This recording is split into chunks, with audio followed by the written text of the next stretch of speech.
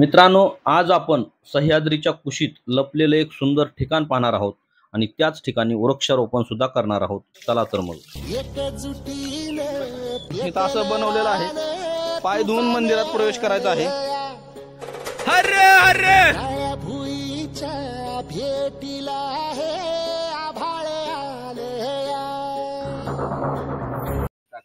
एक भाजी सांगतो जी इथं कोकणात सगळ्यात जास्त आवडीनं खाल्ली जाते. नमस्कार मित्रांनो, जय जिजाऊ, जय शिवराय, जय शंभूराजे. मी अमरीश तुमचं प्रतिशोध यूट्यूब चॅनल मध्ये स्वागत करतो. तर मित्रांनो, तुमच्या लक्षात आलं असेलच की पाठीमागची परिस्थिती बघून आम्ही कुठं आलेलो आहोत. तर सविस्तर तुम्हाला या आमच्या जे आजचा कन्सेप्ट आहे त्याबद्दल सविस्तर माहिती देतो. तर चला सुरुवातीपासून पाहूया. मित्रांनो, आता आम्ही निघालो आहोत सह्याद्रीत लपलेलं सुंदर ठिकाण म्हणजे खेड तालुक्यातील चिरणी या गावात. कामानिमित्ताने महाराष्ट्रातील कानाकोपऱ्यातून एकत्र आलेलो आम्ही घरडा परिवारातील कर्मचारी. मित्रांनो, विस्कळीत झालेली पर्यावरणाची घडी सुधारायची असेल तर झाडे लावली पाहिजेत. या उदात्त हेतूने आम्ही आज चिरणी या ठिकाणी वृक्षारोपण करतोय. चिरणी म्हणजे रत्नागिरी जिल्ह्यातील एक गाव. मित्रांनो, रत्नागिरी जिल्हा हा जंगलांच्या बाबतीत राज्यात दुसऱ्या क्रमांकावरती येतो. आम्ही या चिरणी या गावात जिल्हा परिषदच्या शाळेमध्ये ही झाडं ठेवली होती. ही झाडं आता आम्ही गाडीमध्ये घातलेली आहेत आणि ही झाडं घेऊन आता आम्ही सोमेश्वर मंदिराच्या पायथ्याला म्हणजेच केदारनाथच्या जवळ ही आजचं वृक्षारोपण करणार आहोत. यानंतर आज हे वृक्षारोपण केल्यानंतर आम्ही पुढे सोमेश्वर, जे सह्याद्रीच्या कुशीत लपलेलं अपरिचित असणारं, लोकांच्या नजरेत नसलेलं असं एक सुंदर देवस्थान म्हणजे स्वयंभू सोमेश्वर महादेव मंदिर, हे सुद्धा आपण पाहणार आहोत. तर व्हिडिओ कंटिन्यू करा. आणि मित्रांनो, जर तुम्हाला शक्य असेल तर या पावसाळ्यात किमान एक तरी झाड लावा. झाडच का लावायची आणि विस्कळीत झालेल्या निसर्ग चक्राला जागेवरती आणण्याचं काम झाडच कशी करतात ते पाहण्यासाठी व्हिडिओ कंटिन्यू करा. तर मित्रांनो, सध्या जागतिक स्तरावरती पर्यावरणाचा जो समतोल ढासळलेला आहे त्यावरती पर्याय शोधणं हे आपलंच काम आहे. आणि त्यासाठी आज आम्ही घरडा परिवाराचे सदस्य, सर्व सहकारी माझे या ठिकाणी चिरणी या गावात सोमेश्वर मंदिराच्या पायथ्याला इथं वृक्षारोपणाचा कार्यक्रम करतोय. तर हे पाठीमागं वृक्षारोपणाचा जो कार्यक्रम चालू आहे ते माझे सहकारी आहेत. आम्ही घरडा परिवारातून हा एक थोडासा वेळ काढून या ठिकाणी वृक्षारोपणासाठी आलेलो आहोत.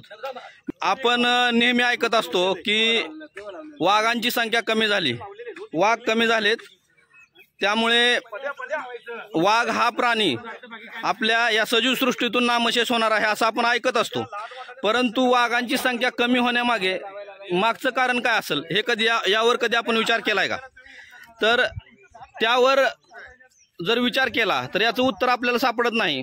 परंतु याचं उत्तर महाभारतामध्ये आहे.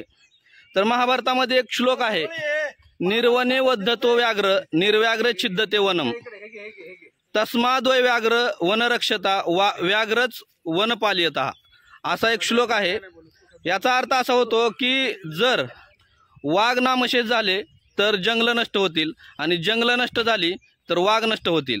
हे दोन्हीही जीव किंवा दोन्हीही गोष्टी एकमेकावरती एवढ्या अवलंबून आहेत की यातला एक जरी दुवा निखळला तरी पूर्ण सजीव सृष्टी धोक्यात येऊ शकते. हे निसर्ग चक्र ब्रेक होऊ शकतं. त्यामुळं जंगल कमी होण्याचं कारण हे वाघ आहेत आणि वाघ कमी होण्याचं कारण सुद्धा जंगल आहेत. त्यामुळे आपण ही सजीव सृष्टी जतन करायचं असेल, आपल्या पुढच्या पिढीला एक चांगलं जीवन द्यायचं असेल तर आपण अशा पद्धतीनं विधायक कामं केली पाहिजे. आणि आमचे सहकारी अशा पद्धतीनं करत आहेत, मी सुद्धा त्यांच्यामध्ये सहभागी आहे. तर मित्रांनो, तुम्हाला सुद्धा या पावसाळ्यात जिथं शक्य होईल अशा ठिकाणी झाडं लावण्याचा प्रयत्न करा. झाडच फक्त लावणे हे आपलं कर्तव्य आहे असं नाही, तर ती जतन करणं हे सुद्धा आपलं कर्तव्य आहे. तर तशा पद्धतीनं आम्ही सर्व सहकारी अशा पद्धतीनं आम्ही काम करतोय. हे पहा, आज ही जी टीम आहे आमची सगळी ती आज फसिप करून या ठिकाणी 4:30 वाजता कंपनीतून निघून या ठिकाणी आलोय आम्ही सर्व नियोजन करून. मानवी हस्तक्षेपामुळे किंवा अतिरेकामुळे संकटात आलेले निसर्ग चक्र पुन्हा पूर्ववत करण्याचं काम जर कोण करत असेल तर ते म्हणजे वृक्ष.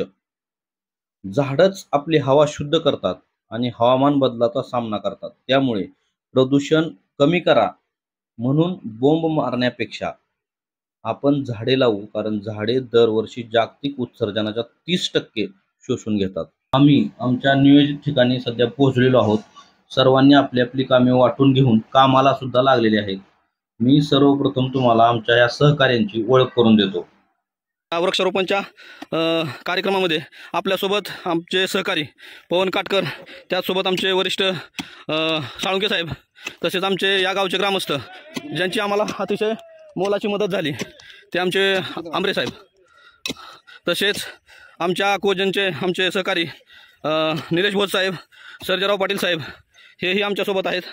आणखी सहकारी आहेत आमच्यासोबत, त्यांची तुम्हाला ओळख करून देतो. आणि एक आमचा सहकारी आहे उडीसावरून, त्याचं नाव आहे निनी बाबू. दुसरे आहेत आमचे निकम साहेब, राजेंद्र पाटील साहेब, प्रदीप शेटकर, विश्वास पाटील, परेश पंडित, परत जगताप साहेब आहेत, जाधव साहेब आहेत, त्या इकडं समीर गवस साहेब आहेत. अशी आमची आजची टीम आहे. पंडित तुझ्या हातात काय BSc? हां, BSc पावडर आहे. तर अशा पद्धतीने आम्ही आता पहिलं झाड लावलंय. झाड लावण्यासाठी पहिला पुरेसा खड्डा खणून घेतो. खड्डा खणून झाल्यानंतर त्यामध्ये आम्ही सोबत आणलेलं खत टाकतो. खत टाकून त्यावरती थोडीशी माती टाकून त्यावरती BSc पावडर टाकतो. BSc पावडर टाकून झाल्यानंतर जे रोप आणलेलं आहे त्याची जी पॉलिथिनची जी कॅरी बॅग आहे ती काढून टाकतो आणि त्या झाडाला मोकळं करून पुन्हा आम्ही ते खड्ड्यामध्ये टाकून त्याला पूर्ण व्यवस्थित माती लावून आळं करतो, म्हणजे साईड बाजूने राऊंड करतो, जेणेकरून त्याला व्यवस्थित वाढीसाठी मदत होईल. अशी आमच्या झाड लावण्याची एक रूपरेषा आहे. आपल्या परिसंस्थेचा समतोल राखण्यात झाडे खूप महत्त्वाची भूमिका बजावतात. आपल्या संपूर्ण ग्रहाची जैवविविधता झाडामुळे टिकून आहे. प्रत्येक सजीवाला त्याच्या अस्तित्वासाठी अन्न, पाणी आणि हवा आवश्यक असते. या तिन्ही मूलभूत गरजांच्या निर्मितीत झाडांचा फार मोठा वाटा आहे. म्हणून मित्रांनो, झाडं लावली पाहिजेत. मित्रांनो, आपण जमिनीला किंवा मातीला काळी आई म्हणतो, पण सध्या ही काळी आई संकटात सापडली आहे. ती कशी, तर चला मग पाहूया. महाराष्ट्रात आणि भारतात अलीकडच्या काळात मोठ्या भूभागाचा ऱ्हास आणि वाळवंटीकरण होत आहे. देशाच्या 32% भूभागाचे यामुळे नुकसान झाले आहे, असं केंद्रीय पर्यावरण, वन आणि हवामान बदल मंत्रालयानं म्हटलं आहे. हे पहा, थेट कपडे काढून कामाला भिडलेलं, शाहू महाराजांच्या विचारानं आणि ताकदीनं कोणत्याही कामात प्राण ओतणारं हे रांगडं कोल्हापुरी व्यक्तिमत्व म्हणजे आमचे ओजन विभागाचे डेप्युटी मॅनेजर साळुंके साहेब. यांचा उत्साह पाहूनच आमच्यामध्ये ऊर्जा निर्माण होते. आम्ही झाडं लावून जे प्लास्टिक त्या पिशव्या आहेत झाडं लावल्यानंतर शिल्लक राहिल्या त्या सुद्धा जमा करून बाजूला टाकतोय. हे सुद्धा एक जबाबदारीचं काम आहे. नुसतं झाडं लावणं एवढ्यावर संपत नाही, तर झाडं लावून त्या ठिकाणी कचरा होणार नाही, त्यात प्लास्टिकचा कचरा होणार नाही याची सुद्धा दक्षता घेतली पाहिजे. मित्रांनो, या सजीव सृष्टीमध्ये सर्वात हुशार प्राणी जर कोणता असेल तर तो म्हणजे मानव.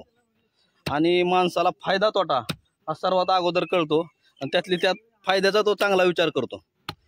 स्वतःच्या सुखसोयी सुविधांसाठी त्यानं सर्वात अगोदर जर कशावरती घाला घातला असेल तर तो म्हणजे इथल्या या निसर्ग चक्राला अडथळा निर्माण करण्याचा. आणि त्यामुळे आज संपूर्ण जग धोक्याची घंटा ऐकतंय. त्यामुळे आजचे हे असे उपक्रम घ्यावे लागत आहेत. मित्रांनो, या खड्ड्यामध्ये हा बेडूक निघाला, म्हणजे खाली इतक्या खोल खांदल्यानंतर सुद्धा हे निसर्गाचा चमत्कार बघा. हे असे खाली जिवंत आहे. हा शिर्णीचं जे ग्रामदैवत आहे केदारनाथ मंदिर ते इथं आहे. आणि या केदारनाथ मंदिराच्या जवळच आपल्याला या सह्याद्रीच्या डोंगर रांगेतून पाझरून खाली येणारं स्वच्छ सुंदर असं एक झरा आहे. गोमुख म्हणतात त्याला. त्या गोमुखाचं पाणी आणायला आपण आता चाललोय, कारण आता आपले सहकारी खड्डे खांदून झाडे लावून दमलेले आहेत. त्यामुळे आता त्यांना पाणी पाजणं सुद्धा गरजेचं आहे. आणि ते पाणी आणायला आम्ही चाललेलो आहोत केदारनाथ मंदिरापाशी. आणि तुम्हाला ते गोमुख सुद्धा दाखवतो. इथून वरती गेल्यानंतर सोमेश्वर मंदिर आहे, जे या भागात खूप प्रसिद्ध आहे, बघण्यासारखं आहे, चांगलं आहे. स्वयंभू सोमेश्वर मंदिर, तर हे सुद्धा आपण पाहूया. कलकाईची मूर्ती आहे ही जुनी, तिला जागेवरच असं हे करून बसवलेलं आहे. तर आपण चाललोय गोमुखाकडं. पाहूया गोमुख, कारण आता इथं दुसरा पाण्याचा सोर्स नाही, तर आपण या गोमुखातलंच पाणी पिणार आहोत. कारण घामानं अवस्था वाईट आहे, कारण सध्या पावसाळा चालू आहे, परंतु खड्डे खांदल्यामुळं घाम येतोय भरपूर, तर पाणी पिणं गरजेचं आहे. आलोय आता आपण गोमुखाच्या जवळ. हे आहे गायमुख, म्हणजे वरून गायमुखाला वरती असं पाईप लावलेला आहे, जवळून दाखवतो. हे गायमुखाच्या तोंडावरती ती पाईप लावलेला आहे, तिथं आहे ती गायमुख, वरून पाझरून पाणी येते. वर्षाची 12 महिने किती उन्हाळा कडक असला तर एवढा हा फ्लो असा चालतो कंटिन्यू, एवढं पाणी येतं. जवळच टाकी विहीर बांधलेली आहे.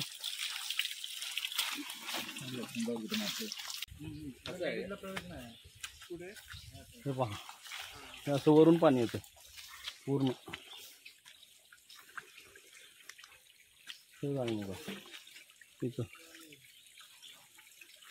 वरून पाणी डोंगरातून आलेलं आहे, त्याला फक्त जतन केलं आहे ह्याने. तर हा जिवंत झरा आहे, आणि हा जिवंत झरा वर्षाची 12 महिने चालू असतो. इथल्या गावात मित्रांनो एक भाजी सांगतो जी इथं कोकणात सगळ्यात जास्त आवडीनं खाल्ली जाते, ती म्हणजे ही टाकळा. ही भाजी आहे ती पावसाळ्यात उगवते, परंतु जर पश्चिम महाराष्ट्रात किंवा घाटावर वर जर गेला तुम्ही तर बऱ्याच जणांना ही भाजी माहिती नाही, किंवा ही मुबलक प्रमाणात उगवते परंतु कोणी खात नाही. बिलकुल माहिती नाही की ही भाजी ही एक रानभाजी आहे, परंतु ही घाटावरती खूप मोठ्या प्रमाणात उगवून येते. हिला टाकळा म्हणतात इकडं, आणि खूप आयुर्वेदिक आहे, खूप आवडीनं खातात. हे तुम्ही कधी खाल्ली असेल तर खाली कमेंट करून नक्की सांगा. तर मित्रांनो, या केदारनाथ मंदिराची ही सान आहे, आणि ही लाट आहे जी यांच्या यात्रेत वापरली जाते. आणि हे केदारनाथ मंदिर आहे. मंदिर बंद असल्यामुळे आत काय जात नाही आपण, कारण आजचा मित्रांनो तुम्ही सुद्धा आता ह्या चालू परिस्थितीवरती मात करण्यासाठी वृक्षारोपण नक्की करा. जेवढं जमल, जसं शक्य होईल तसं योगदान द्या. मित्रांनो, इथं जवळ हा जो आहे तो गीतकडा म्हणतात त्याला, मी दाखवण्याचा प्रयत्न करतो. ही खूप खोल आहे, इथून असं इथं खाली खूप, इथं इको साऊंड सुद्धा येतो, आवाज दिलेला रिटर्न येतो, असा आवाज जातो. जय जिजाऊ, जय शिवराय, हर हर महादेव. आवाज येत असेल, रिफ्लेक्ट होतोय आवाज.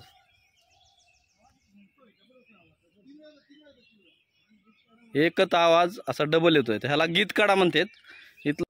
मित्रांनो, महाराष्ट्रात 46.49% भूभागावर अशी समस्या जाणवत असल्याचं इस्रोच्या स्पेस ऍप्लिकेशन सेंटरचा 2021 मधला अहवाल आहे.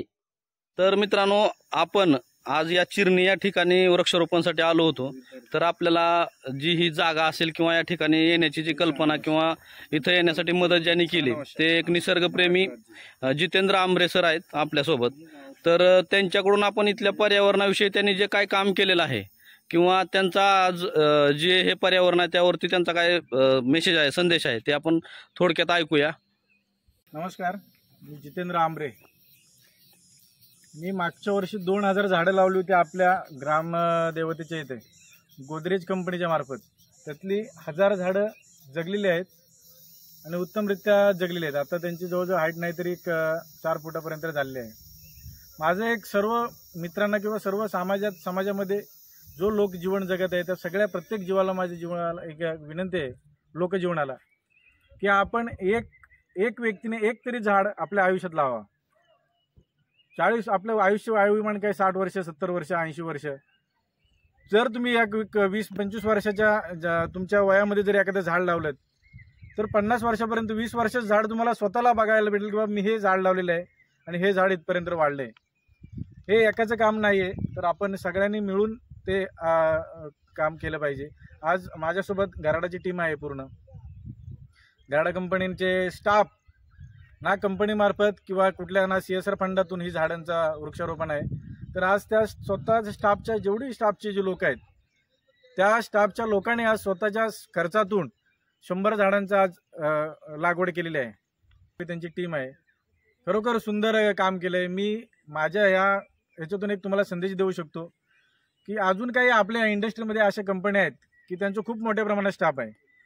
त्या इंडस्ट्रीतील त्या कंपनीने स्टाफने त्यांच्यापैकी त्यांनी असं करावं किंवा स्टाफ मार्फत त्यांनी झाडं लावं. जेवढी बाबा स्टाफमध्ये किती 10 लोक आहेत तर 10 लोकांनी 20 तरी झाडं लावून ते जगवण्याचा प्रयत्न करावा. जर त्या स्टाफमध्ये लोकांना जरी वेळ नसेल तर गावात किंवा ग्रामीणमध्ये लोक अशी मिळतात की आजकाल कोकणामध्ये अशी प्रेमळ लोक आहेत की प्रेमळपोटी सुद्धा जग जिंकता येतं असं महात्माने सांगितलंय. त्यामुळं प्रेमाने जरी आपण एखाद्याला सांगितलं बाबा ही झाडं ही वृक्ष लागवड करतोय मी ते तुम्ही सांभाळा, तरी आमच्या इथे सांभाळणारे लोक भरपूर आहेत. मी सगळ्यांना विनंती करेन, आमच्या पंचकृषीमध्ये खूप जागा आहे. इंडस्ट्रीमध्ये आमच्या ग्रीन प्लॉट्स आहेत, त्याच्यामध्ये सुद्धा तुम्ही झाडांची लागवड करू शकता. हे वणव्याचे प्रमाण वाढते, पण एक विनंती करेन सगळ्यांना की वणव्याचे प्रमाण कमी कसे करावे आणि कसं करता येईल. जर कुणाकडे आयडिया असेल तर 100% ह्या ब्लॉगमार्फत ज्यांनी काय ब्लॉग पाहिले असतील पाहिले असेल तर त्यांनी सजेशन द्यावं. मित्रांनो, हे होते आपले आमरे साहेब आणि यांनी पर्यावरणाविषयी जे आजपर्यंत काम केलंय किंवा पर्यावरणाविषयी जो संदेश दिलाय तो सर्वांना समजला असेल आणि त्या पद्धतीने त्या गोष्टीचं गांभीर्य लक्षात घेऊन आपण इथून पुढच्या काळात त्या पद्धतीनं पावलं टाकली पाहिजे. कारण इथून पुढचा जो काळ आहे तो खूप कसोटीचा आहे. कारण आता जे आपण जीवन जगतो त्यामध्ये नवनवीन रोग, नवनवीन गोष्टी, नवीन संघर्षाला सामोरं जातोय आणि हे आपल्यासाठी एकदम चॅलेंजिंग आहे. त्यामुळं आपण आता ही वनसंपदा जपली पाहिजे जेणेकरून आपल्याला चांगलं जीवन जगता येईल. कारण आत्ताचं एकदम वातावरण दूषित आहे, इंडस्ट्रीयल मोठ्या प्रमाणावरती झालेले आहे, त्यामुळं ओझोनचा थर कमी झाला आहे, तापमान वाढतंय. त्यामुळं आणि ही सगळं जी होत आहे ती वृक्ष तोडल्यामुळे होतं. वृक्ष लावले तर ही इंडस्ट्रीमधून जी कार्बन डायऑक्साईड तयार होतो ती ही झाडं शोषून घेतात. त्यासाठी आपल्याला झाडं लावली पाहिजे. मित्रांनो, आज आपल्याला एवढ्या पोटतिडकीने झाडांबद्दल महत्त्व सांगावं लागतं किंवा असे वृक्षारोपणाचे कार्यक्रम घ्यावे लागतात. कारण जमिनीचा मोठ्या प्रमाणावरती ऱ्हास होत आहे. वाळवंटीकरण ही अख्ख्या मानवजातीसमोरच्या सर्वात मोठ्या संकटापैकी एक समस्या आहे. हवामान बदल आणि मानवी हस्तक्षेपामुळे दर सेकंदाला ही समस्या वाढते आहे. संयुक्त राष्ट्राच्या आकडेवारीनुसार जगभरात दरवर्षी 10 कोटी हेक्टर म्हणजेच दर सेकंदाला 4 फुटबॉल मैदाना एवढी सुपीक जमिनीचं नुकसान होत आहे. जमिनीचा दर्जा घसरणं जैवविविधतेसाठी घातक आहे, पण हा माणसाच्या अस्तित्वाचाच प्रश्न आहे. कारण आपले अर्थशास्त्र आणि अस्तित्व जमिनीच्या दर्जावरती अवलंबून असतं. आणि वृक्षारोपण संपन्न झाल्यानंतर पावसाने हजेरी लावलेली आहे. हे पहा, अतिशय वातावरण सुंदर झालंय. मित्रांनो, ज्यांच्या मार्गदर्शनात आजचा हा कार्यक्रम घेण्याचं धाडस आम्हाला मिळालं ते आमचे कोजनचे सिनियर मॅनेजर राणे साहेब यांच्या हस्ते वृक्षारोपणाचा जो कार्यक्रम आहे तो इथं संपन्न होत आहे. हे शेवटचे झाड लावून. मित्रांनो, जमिनीच्या ऱ्हासाचा आणि वाळवंटीकरणाचा सर्वात मोठा परिणाम शेतीवर होतो आणि त्यामुळे शेतातून येणारं उत्पन्न घटतं. भारतासारख्या कृषीप्रधान देशात याचा थेट परिणाम अर्थव्यवस्थेवर होतो आणि त्यामुळे मित्रांनो आपण झाडं लावणं गरजेचं आहे. हा कार्यक्रम इथं आम्ही संपन्न करतोय. शेवटचं झाड होतं. इथून आता सोमेश्वर मंदिराकडे आपण चाललेलो आहोत. स्वयंभू सोमेश्वर मंदिर इथून जवळच आहे. आता आमचा वृक्षारोपणचा कार्यक्रम झालेला आहे आणि आता दर्शनासाठी स्वयंभू सोमेश्वर मंदिराकडे आपण चालू आहे. या मंदिराची जी एक कथा सांगितली जाते इथल्या जनमानसात ती सुद्धा मी कथा तुम्हाला सांगतो थोडक्यात. त्या मंदिराचा इतिहास आहे. आम्हाला स्थानिकांकडून जी माहिती मिळाली त्या माहिती तुम्हाला शेअर करतो. तर हे मंदिर सुद्धा बघायला विसरू नका. श्रावण महिन्यात या मंदिरात खूप गर्दी असते आणि हे लोकेशन अतिशय सुंदर आहे.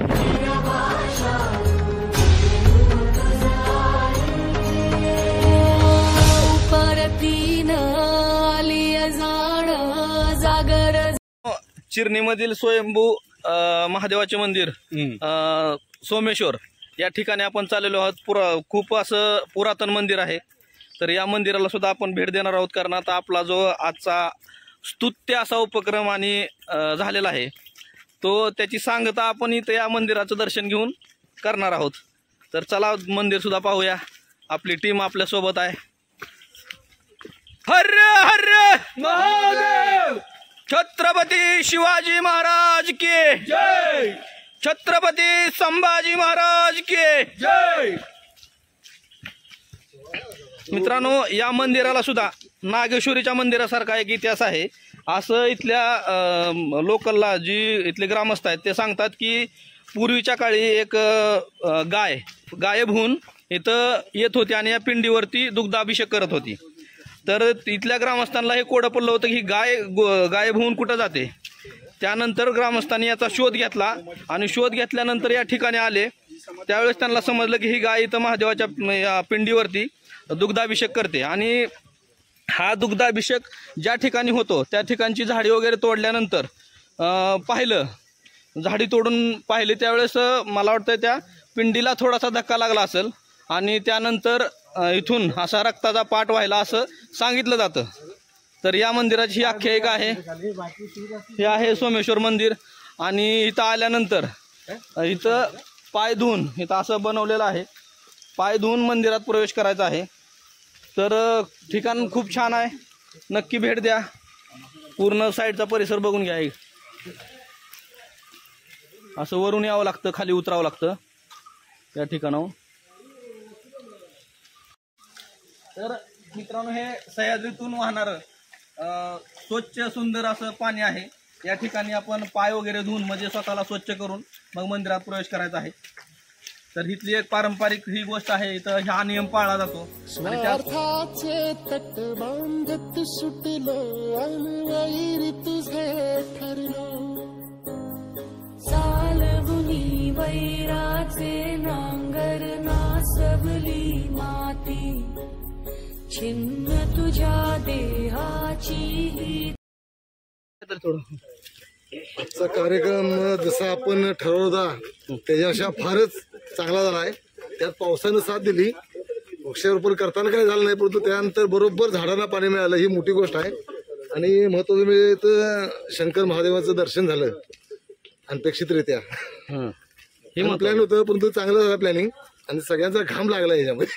हो, कामात सुरुवातीला म्हणजे खड्डे खांदताना वगैरे घाम निघाला आणि त्या घामाचं चीज सुद्धा झालं. नंतर पाऊस आला, अतिशय प्रसन्न वाटलं, मस्त वाटलं, थंड वाटलं, मनाला गारवा भेटला. बरोबर.